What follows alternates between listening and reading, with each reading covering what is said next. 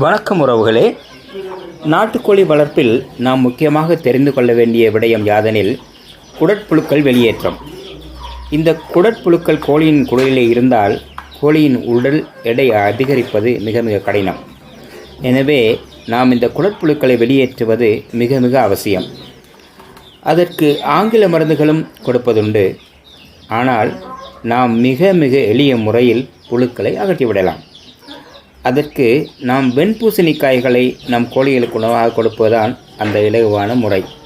வெண்பூசணி என்பது நாம் வீடுகளிலே கண் திருஷ்டி கழிப்பதற்காக கூட அதனை நாங்கள் பயன்படுத்துவதுண்டு. அந்த வெண்பூசணிகளைத்தான் இங்கே கோழிகளுக்கு உணவாக கொடுத்து குடற்புழுக்களை வெளியேற்றுகின்ற ஒரு எளிமையான முறை, இலகுவான முறையாகவும் இருக்கின்றது. எனது கோழிகளுக்கு நான் வெண்பூசணி கொடுத்த போது அதனை கோழிகள் விரும்பி உண்பதை நீங்கள் இந்த காணொளியிலே காணலாம்.